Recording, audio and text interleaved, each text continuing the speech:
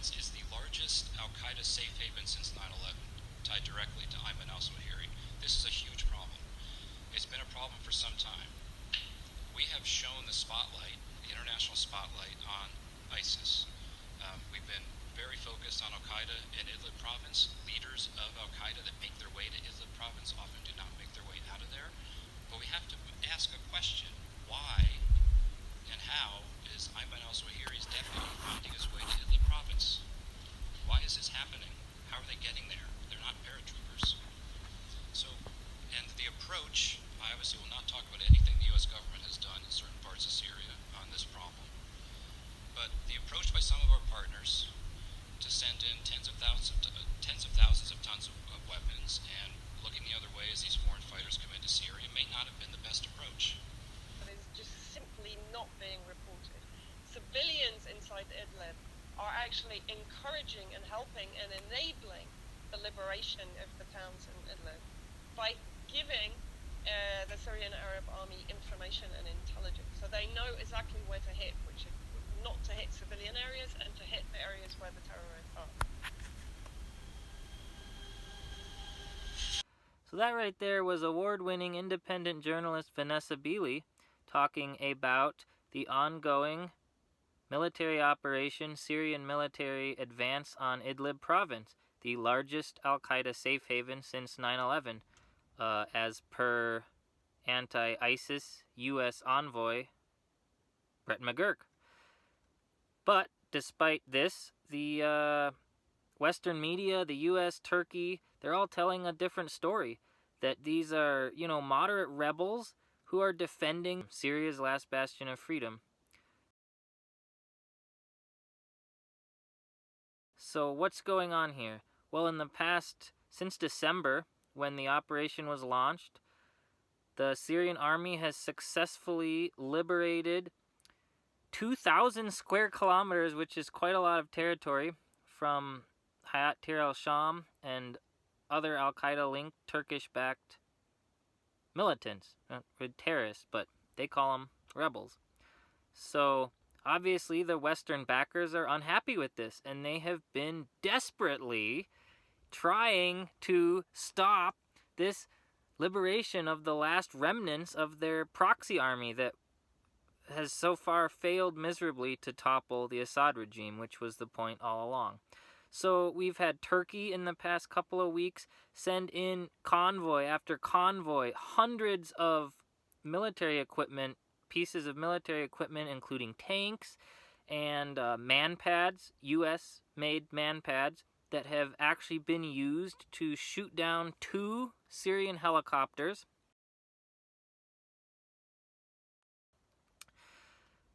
And yet the Syrian army continues to march forward successfully. So far, they have liberated the entirety of the M5 highway that links Aleppo to Damascus.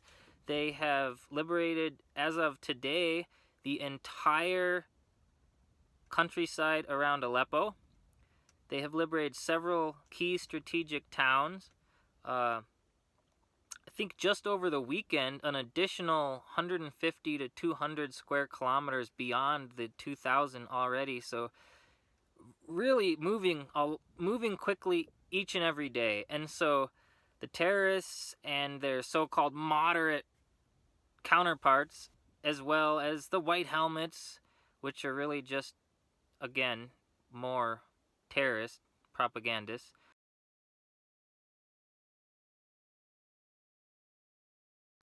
and all their other, media outlets, the terrorist media outlets, and their backers, the U.S., Turkey, Israel, and the Western media, they're really, really desperate. So they're trying everything. The U.S., Mike Pompeo, the State Department, has condemned the advance.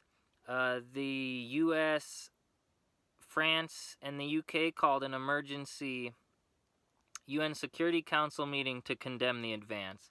So far, that hasn't worked. The U.S. Facebook page for the Damascus U.S. Embassy in Damascus, which is really not even in Damascus, but regardless, their Facebook page, they changed the banner to read Idlib, in support of these so-called rebels who are freedom fighters, freedom-fighting suicide bombers. Anyway, and they released several messages as well condemning it. Turkey has continually condemned the attacks as a violation of ceasefire agreements that Russia has brokered between Turkey and the Syrian army, and every single time, this is an ongoing situation, the Syrian army adheres to the ceasefires.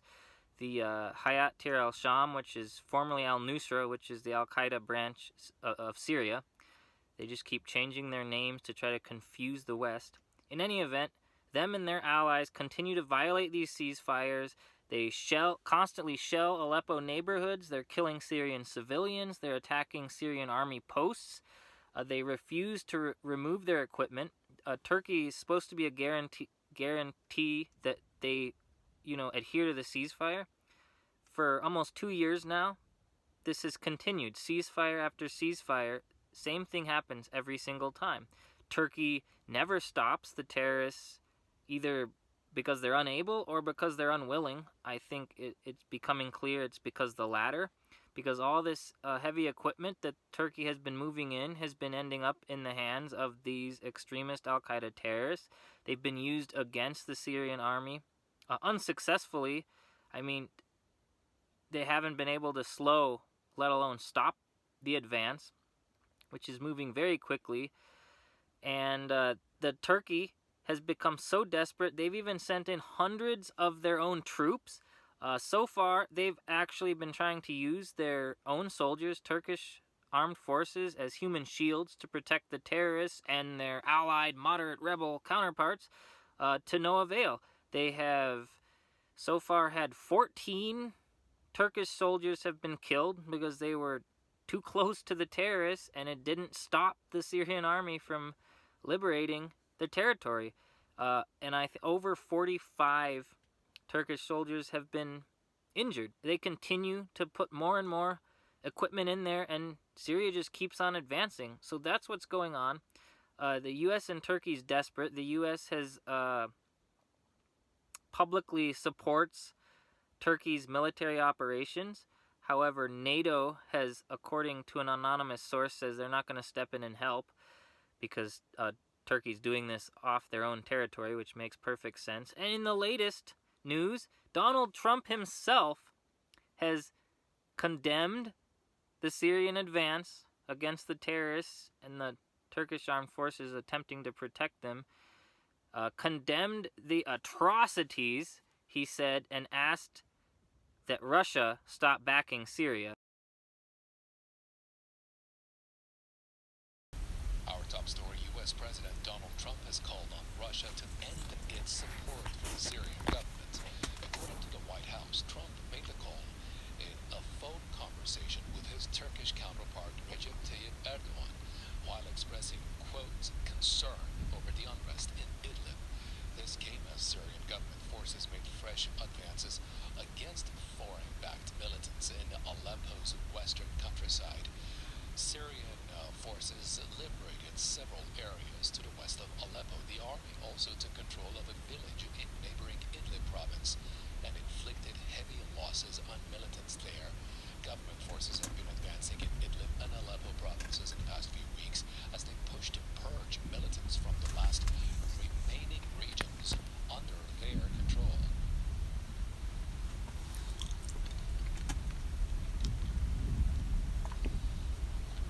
We're going to discuss this a bit further with Professor David Yawobian of the history. He is joining us out of San Bernardino. Thank you very, very much, Professor. As always, it's a pleasure to have you with us in our broadcast. Your reaction to this, sir, what do you think about the timing of President Trump's telephone call with President Erdogan calling on Russia, basically stop its support for the Syrian government? It's clear to me that the U.S. government and the CIA, which has been really running the show for the United States in Idlib for really the last 8 years, as well as the Turkish government, are finally becoming desperate, seeing the dream of what the Defense Intelligence Agency in 2012 in their documents described as a Salafist principality in northern Syria evaporating before their eyes as the Syrian Arab Army continues to make gains against toxic Takfiri stew of militants that the Turks and the CIA and Mossad funneled in with Saudi and U.S. money. So, Operation Timber Sycamore, which lasted from 2012 to 2017, was one of the most expensive, at least for the American taxpayer, expensive covert operations of the CIA after Operation Cyclone in Afghanistan. The money, the arms, the training went to al-Qaeda affiliated militants who attempted to balkanize Syria, to destroy the sovereignty and control of the legitimate Syrian government. And as a result of direct Russian involvement, Iranian involvement, and the involvement of Hezbollah, the Syrian Arab Army has been able to take back much of its territory now to the north and to the west of Aleppo. And I just want to emphasize that the only non-state actors, non-Syrian state actors and forces legitimately, legally in Syria are those of Russia, Iran, and Hezbollah. And so I guess one could say it's pretty rich to hear Donald Trump, who has ordered American forces to stay in Syria to, quote, steal the oil, end quote, to be complaining about the movement of the Syrian army as it seeks to take back its territory from the al-Qaeda-linked militants who foreign forces have funded and trained and armed to balkanize the country. And clearly the U.S. wants the militancy to continue in that part of the world. But, Professor, I wonder how Russia will react to this. I think I don't suppose that Vladimir Putin will actually laugh overtly, but the idea is absurd. Syrian and Russian relations go back decades.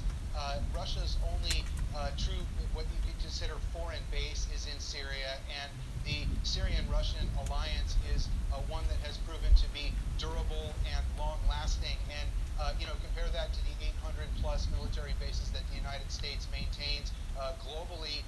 Russia is simply not going to humor this rather pathetic and hypocritical fantasy of Donald Trump that somehow Russia ceases supporting the Syrian government at this moment when it is about to successfully retake Idlib province. And so I think what people should really be looking out for is the false flag attack that could likely be coming, created by the Takfiri Salafist militants against the civilian population of Idlib to once again, as was done in April of 2017, again in April of 2018, bring on a kinetic response from the United States, the French, and potentially the British, as was done repeatedly and without evidence. Now we know because of the OPCW leaks that the strikes were made both after the Khan Sheikhoun and the Duma attacks on lies, but we should be vigilant in this period right now when the SAA is making gains against the Takfiri militants of just the same sort of false flag attack to bring on an American and UK French military response. Professor Yacobian in San Bernardino, it was great seeing you and speaking to you. Indeed, just within the past several weeks, Russia Reconciliation Center as well as the Russian Ministry of Defense has gotten information from locals in Idlib that have warned that the White Helmets, along with some of these radical al-Qaeda terrorists, are indeed planning to stage another false flag chemical weapons attack. So we should be on the lookout for this, and this is the time when it would happen. The Syrian army is moving very quickly in Aleppo area right now, northwest of Aleppo. That's the exact area that Russia warned that the locals had seen barrels of chemical weapons and filming. Apparently, they also had already filmed scenarios of, the injured and the dead so-called civilians, which may be civilians, could be civilians that al-Qaeda have killed. That's how it happened in the previous hoaxes. Even though the chemical attacks were fake, the victims were real. It was just the terrorists killed them ahead of time and then used their dead bodies to claim that they were victims of a chemical attack. So, according to the locals in Idlib, several different locals that leaked the information to Russia, the footage for this false flag is already filmed. It's just waiting to be posted, and there could be, possibly real chemical attack or just complete staged hoax. In any event, it's something to should keep our eyes open,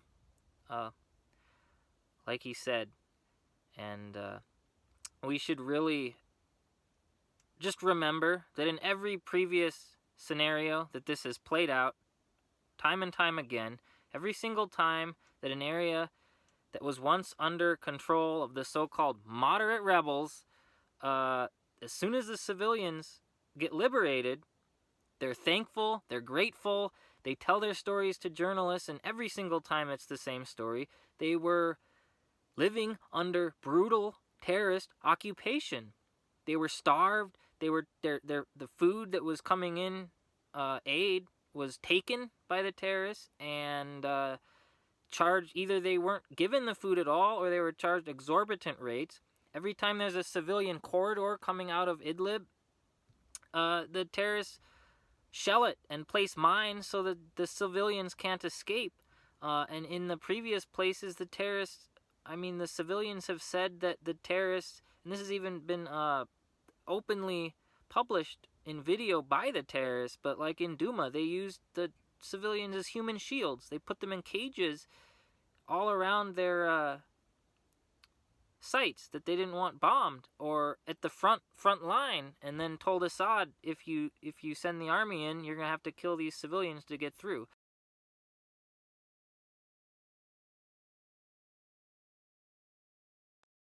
And so this is just the reality of the life of the Syrian civilians that the West and Turkey is so supposedly, calling the victims and supposedly feigning this support for. But they don't support them. They support the terrorists that abuse them, that are occupying them on Syria land. And Syria is simply taking back that land. And we should remember those stories. We should listen to those stories. And we should realize that those terrorists in Aleppo, in Duma, in Ghouta, all across Kenitria, every place that's been liberated in the past, the civilians tell the same story.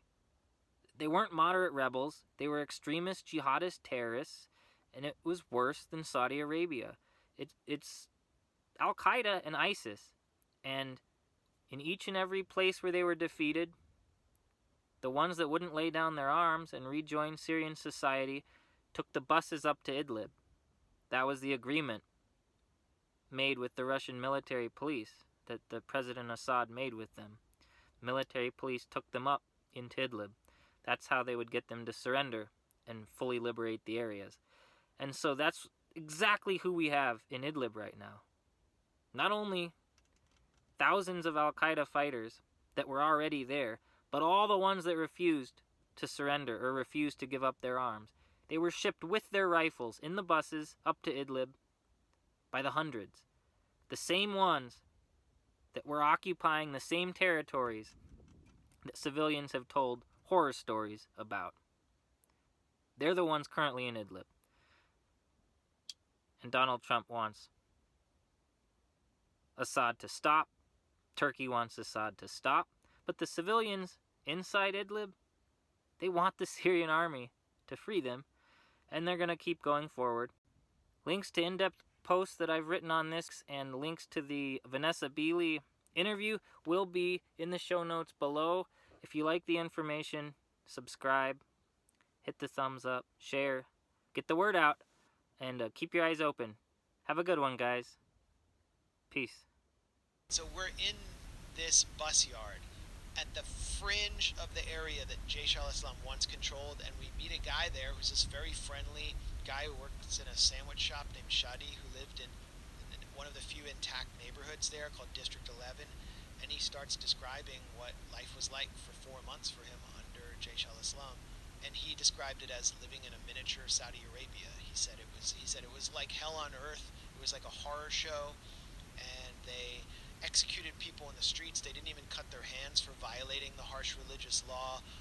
Tons of women were disappeared. He said Women were 5 raped. women just in his immediate vicinity that were his neighbors were kidnapped, disappeared. He never saw them again. I mean, what he described really was what so many people went through. and which was never conveyed back to the Western public, which is that they actually preferred living under the control of the government, which was not a democratic government by any means, but which allowed for pluralism and people to have a normal life